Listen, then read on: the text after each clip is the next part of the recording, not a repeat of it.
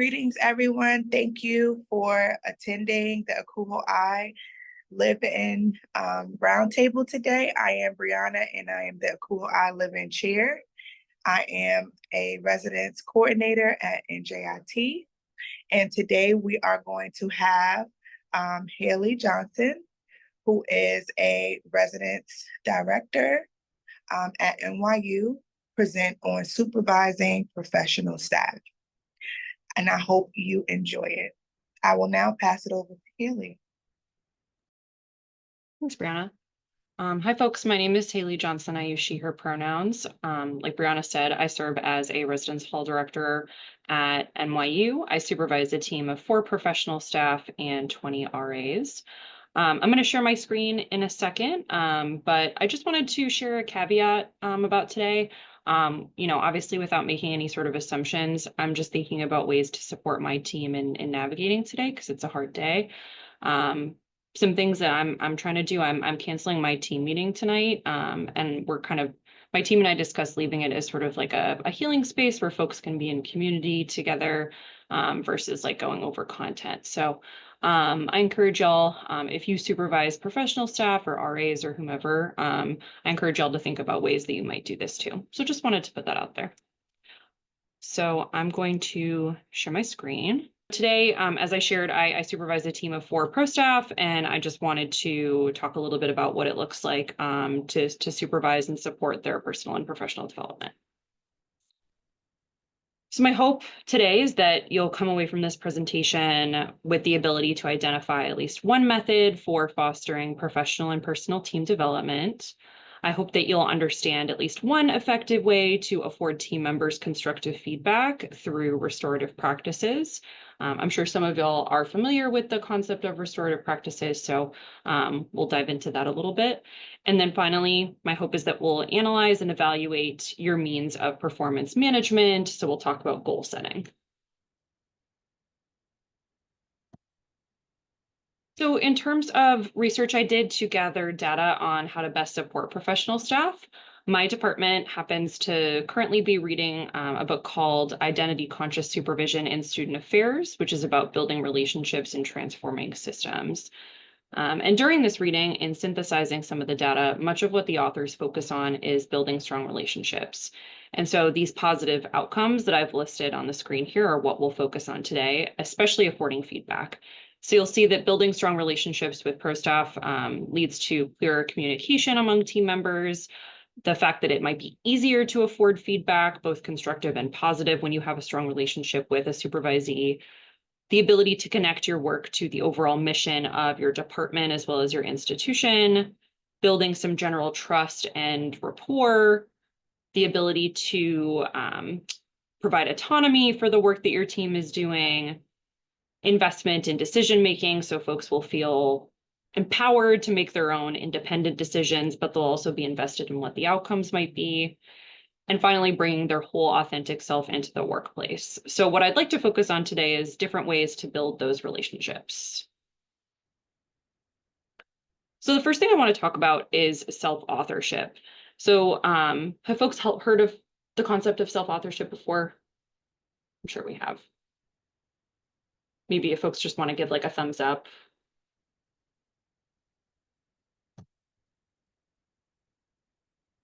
Okay, no worries if you haven't.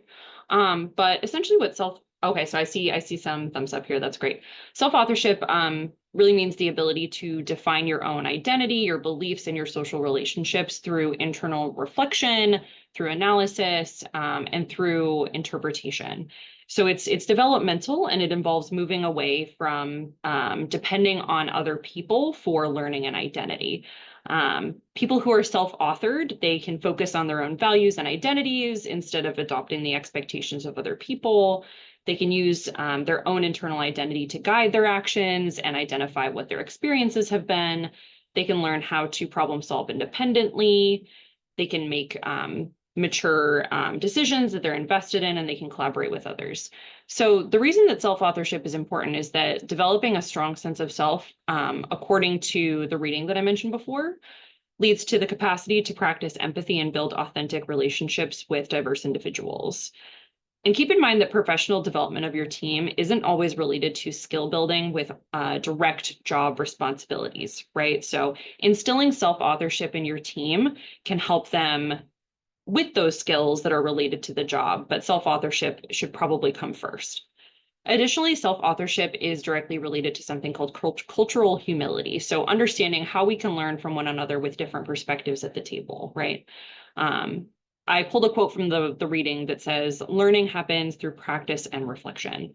So having a strong sense of self as a supervisor yourself leads to team members also building confidence in their decision-making and their autonomy at work. As a supervisor, part of my style is, obviously being open to questions, right? And being open to collaborative decision making. But ultimately, I want my team to feel empowered to also make their own decisions based on their experiences, their identity, and their social relationships with our other team members and our residents. Additionally, instilling self-authorship in team members allows them to monitor their own responses to critical feedback and understand why it's helpful. So self-authorship allows us to move away from assuming that any sort of particularly critical feedback is personal, right? So we're able to kind of depersonalize the work, but also center our own self-authorship and understand how our identity, beliefs, and relationships with others play into that decision-making process. So with self-authorship, let's take a look at helpful ways to give feedback to professional staff that you might supervise. This is where I want to bring restorative practices into the space. If y'all could just give a thumbs up if you're familiar with the concept of restorative practices, that would be helpful so that I see kind of where we're at in the room. Okay. Okay. Nice. Okay. A few thumbs up. That's great. So this is something that we've been focusing on a lot for the past, I would say, 1.5 to 2 years in my department in particular. I was part of a cohort who went through specific restorative practices training. Our whole department did it, but then we went a little bit more in depth so that we could then train other folks. So essentially, restorative practices guide how we build and sustain relationships by offering a range of proactive and responsive strategies that we can use in supervising professional staff. And here at NYU, we use a restorative practices sort of continuum for how we engage with colleagues and supervisees, how we understand and manage our own emotions, and how we address and repair harm in our relationships with other people. And I'll talk about actively what this might look like in practice, but in general, restorative practices are helpful in giving feedback because pro staff may view feedback as a shameful experience initially. Right. I'm sure, particularly at the beginning of our careers, that we've all received feedback that maybe we may have taken personally or may have been delivered in a way that didn't necessarily resonate with us. And so we may have felt some shame, right, when hearing that. But if we as supervisors notice that our supervisees are feeling ashamed when we give them feedback, our ability to understand that can foster empathy, healing, and connection. And I'm pulling all these quotes from our actual restorative practices training that we did here at NYU. So we as supervisors can move beyond shame and into progress, back to getting the job done by engaging in conversations with vulnerability. So something, for example, that I'll always ask my team when we're in a feedback related conversation is, help me understand what's been going on, what's working for you and what isn't, and how can we move forward? Here's my expectation. What's your expectation, right? If I notice that someone is feeling ashamed, I can acknowledge that and understand it. But also I want to be able to help them move past it, right? Because my goal for giving feedback is not to make somebody feel shame.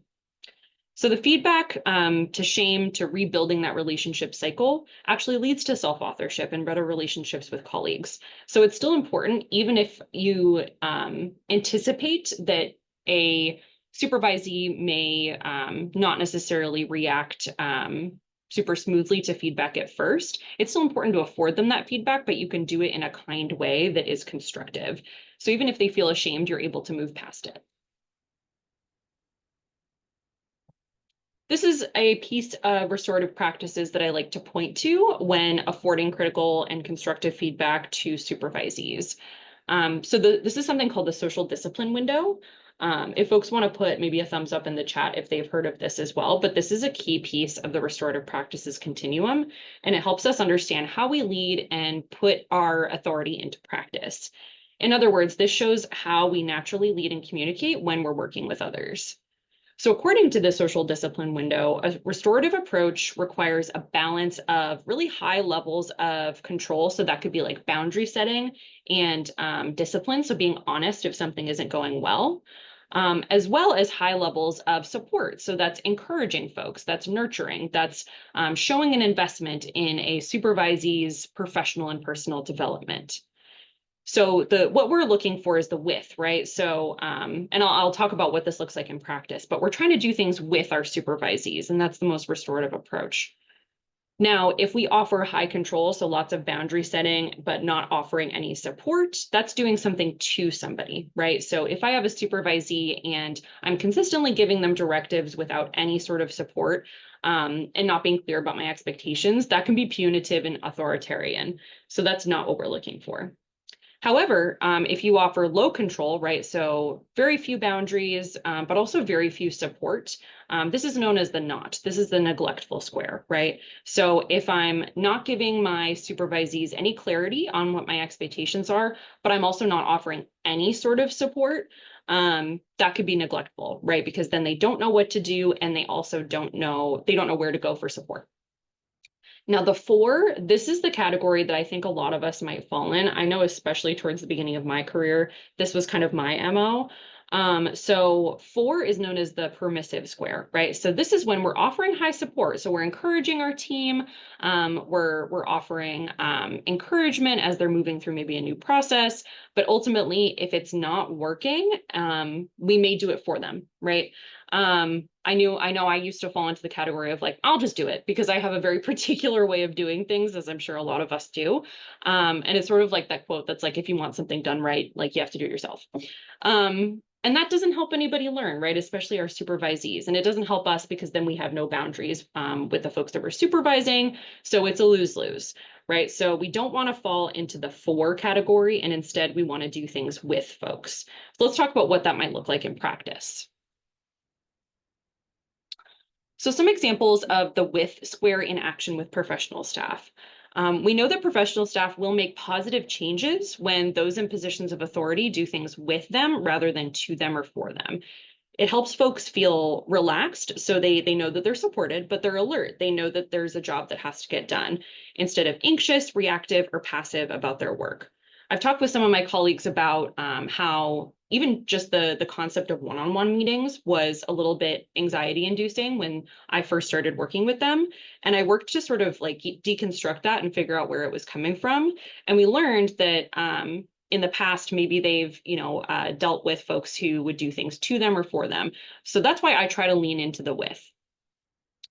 One example of doing things with staff is something called fair process. This is another piece of the restorative practices continuum that's really important to apply to decision making. So if I'm a supervisor and I'm working with my team on making a decision, if I'm going through the fair process model, I might sit down with my team and hear their input and opinions as the supervisor, and I'll take those opinions and input into consideration. Ultimately, I know that a directive needs to be met and a decision needs to be made, and that final say lives with me. Now, it's important to distinguish that this is not a decision by consensus or a desire to achieve harmony. I know, again, that's how I really was as a leader when I first started in my career. I think maybe a lot of us can relate to sort of that insatiable need to be liked by your team. And I didn't necessarily realize or was cognizant of the fact that being liked doesn't necessarily equate to being like respected or getting the job done. Right. So while we can come to a consensus that could happen during the decision-making process, that's not the ultimate goal when you're using fair process. So some of the steps to fair process might include engaging your pro staff in a discussion. So for example, if I'm making a decision on something, I might sit my team down in a team meeting and present the options, right? So I'll share those with them and then I'll ask them for input and alternatives. If they don't think something could be done internally or among our team members, they might offer some, sort of alternative option, and we'll discuss whether or not that makes sense. Then, independently from that, I would make the decision and I'd come back to my pro staff group with a recap of the discussion. So here's what we talked about when I was engaging your input and opinions. I'll share the outcome, so ultimately what decision I came to, and also the reasons I made that decision, right? So I'm sure a lot of y'all's teams are like this, but I know with me, especially with my RAs, they always want to know why. Like, why are we doing something? Which totally makes sense to me. And I always appreciate that they're asking those questions. Why is this in place? It's also something that if y'all are conduct hearing officers, you might have those conversations with residents as well. They might not understand why university policy is in place. So it's important to explain that to them, right? They have a right to know why. And then finally, you're clarifying next steps. So the decision is done, right? Decision is made. What's it going to look like in practice? What is their role going to look like? How are you going to delegate actions that have to take place in order for the decision that was made to actually get done?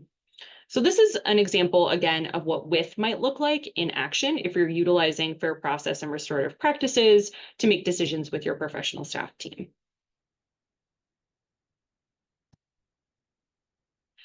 Another example of a way to afford feedback to professional staff is through the concept of radical candor. If folks could just put a thumbs up or another reaction in the chat if you've heard of this. Yeah, okay. So lots of folks have heard of this. Love the heart reaction because I'm obsessed with radical candor. It's sort of what I based my entire supervision style on.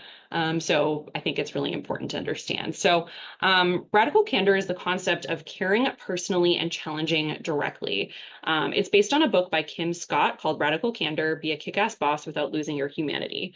And so what she explores in this book is what it looks like to give feedback directly that challenges your colleagues or your supervisees to think critically about their practices while still showing that you care, right? If we go back a few slides, the with shows high levels of control, so challenging your colleagues, but also providing support, so showing that you care, right? So radical candor, I think, is directly connected to that sort of with square in restorative practices. So if you look at the vertical axis, and I provided it here, this is the what Kim Scott refers to as the give a damn axis. So this shows that you are invested in your colleagues or your supervisees' professional and personal development. The horizontal axis is what she calls the willing to piss people off axis. So what she says is that it's your job as a supervisor to be equally clear about what's going on and what's going wrong and what's going right. So those are the two axes here.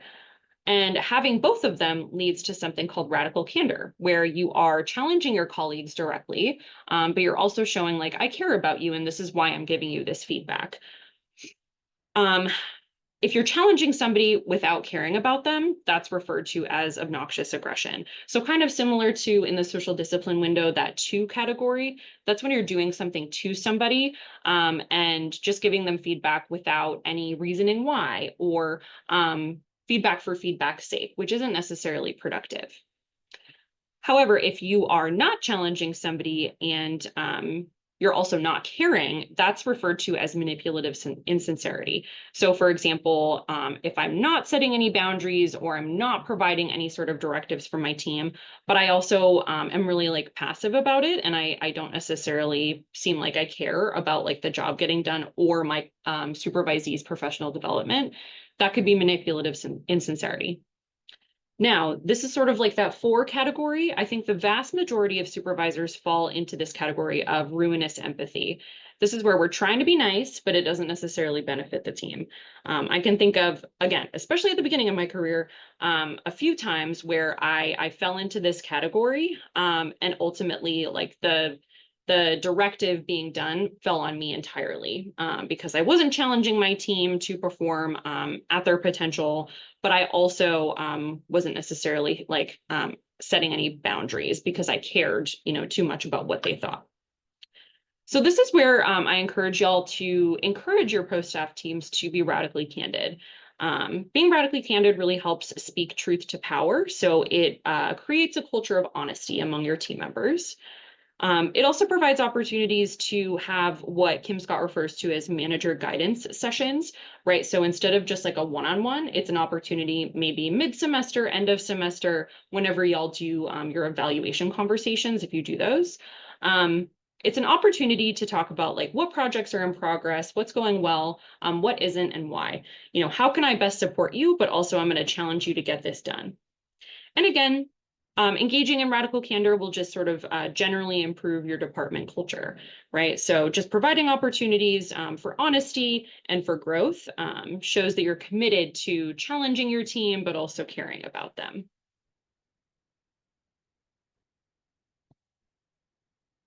And then finally, I just want to talk about after you've set feedback or given a supervisee feedback, it's important to set goals, right? You don't just want to give somebody a directive and then not help them achieve that, right? So one way to help your professional staff is through really intentional goal setting. And I want to talk a little bit about the model that we use in my department, where we identify specific competency areas and then think about what sort of goals folks can achieve based on those competencies. It's really important to connect your competency goals to the mission, vision, and values of your department, but also goals that foster professional and personal growth. Now, hopefully those things will be kind of one and the same, right? But some examples from my department for competency areas include adaptability, problem solving, and the ability to plan and execute programs, as well as ways to solve some complex issues. Providing quality service to stakeholders, so whether that's RAs, residents in general, parents and families, campus partners, things like that. Building interpersonal relations and relationship building. So again, this could be internally, like within my building, for example, but also we work with a fair amount of campus partners in my department, like career services, dining, athletics, et cetera, as well as our facilities and housekeeping teams. And finally, mentoring, modeling, and motivating. So typically, if you're supervising someone who supervises somebody else, it's important to kind of assess them on their ability to mentor others. So in terms of setting goals related to these competencies, you want to categorize them appropriately. So for example, my team and I try to set goals that are strategic, so with a specific outcome in mind. Some that are personal, right? This isn't ever something I would require, but again, going back to what I talked about earlier with folks showing up as their authentic selves, personal goals may be something that they want to discuss with you, and I think that's totally fine. Professional, right? So the biggest example of this I might give is like presenting at a conference or like what I'm doing now, like presenting here. And then operational. So this is where we kind of see the day-to-day, right? This is a space that I will particularly focus on with my team who are in housing services versus res ed. So we'll talk a lot about what it looks like to achieve operational goals to support the day-to-day needs of our building. And then with those goals, I'm sure folks have heard of this, but I always encourage my team to use SMART goals. So SMART stands for specific, measurable, achievable, relevant, and time-bound. So we want them to be connected to something really specific. We want there to be an element of time. So how are you going to measure whether or not something was successful and whether or not it was completed in a timely manner, but also achievable and reasonable, right? We talk a lot about reasonability in my team, and what looks reasonable to somebody may not be reasonable to somebody else based on what their day-to-day responsibilities look like. So in the process, I really encourage them to lean into reflection. And as they're working on those goals, because typically we'll set some to be completed by the end of the semester, some to be completed by the end of the year. As they're working on completing them, I encourage them to think critically, not just about the goals that they are working to achieve or have achieved, but what was gained from achieving those goals, right? Like, what did they learn? It's totally okay if a goal wasn't necessarily met, but were there elements of it that my pro staff explored and they were helpful for their professional development? So this is just a model that I recommend kind of taking a look at. I'm sure all of y'all have like different goal setting models that you work off of, and would love to discuss this further and kind of benchmark where we're at. But yeah, so just another way to support your professional staff team. So in terms of wrapping up here and thinking about best practices, what I would encourage y'all to do is think about how you're instilling self-authorship into your supervisees. Consider using something like the social discipline window, fair process decision-making, and or radical candor when you're giving feedback to pro staff. I think you can use all three of those things. And then finally, I'd encourage you to critically examine your goal setting practices within your department. So what's working and what isn't, and maybe what feedback could you give to the leadership in your department to improve things.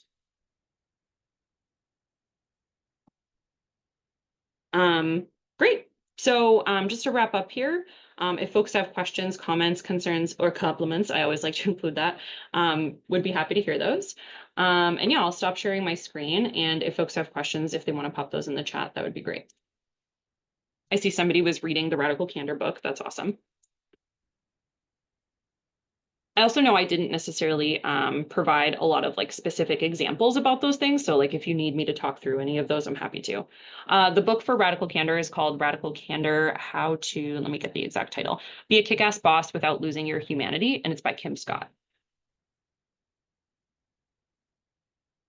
Okay, so somebody said in the chat, thank you very much for your suggestions. You're welcome. Do you have any advice for staff who are very averse to feedback and take it personally consistently? Yes.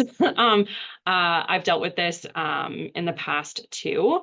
And I think that reframing it as something that's meant to help them with their professional growth is like just my best advice.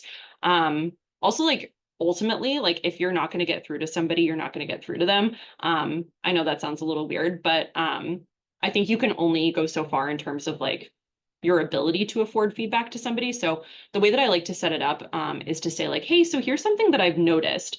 So here's a behavior that I'm noticing, and this is how it's impacting me, right? We talk a lot about intent versus impact, and somebody may not necessarily have ill intent when they're exhibiting a behavior that is like, in fact, maybe harming somebody. So often I will say like, here's what I'm noticing. Like, can you tell me a little bit more about that? Like, why is that happening? Is there something that maybe you need more support on in order for that to be done correctly or done in a way that doesn't necessarily like harm other people? And sometimes they won't necessarily be willing to listen to that initially, but I think saying like, I want to help you, right? Like, help me help you. I'm hearing that you're struggling with this, and that's why you're exhibiting this behavior. Help me understand why that's happening. What support do you need in order for that not to happen anymore? And I think if, again, they're very averse to that and not necessarily, you're not necessarily getting through to them, I think you can be, you can kind of put your foot down at that point and say like, here's how this behavior is impacting other people on the team. Here are my expectations moving forward. I want to help you get to that space. So let's set some goals to ensure that that doesn't happen again. So I think, again, that's what Radical Candor really brings to those like feedback conversations is, I care about you as a member of our team, but ultimately like this isn't working. So I need to be very frank and honest with you about like what my expectations are, and they're not being met.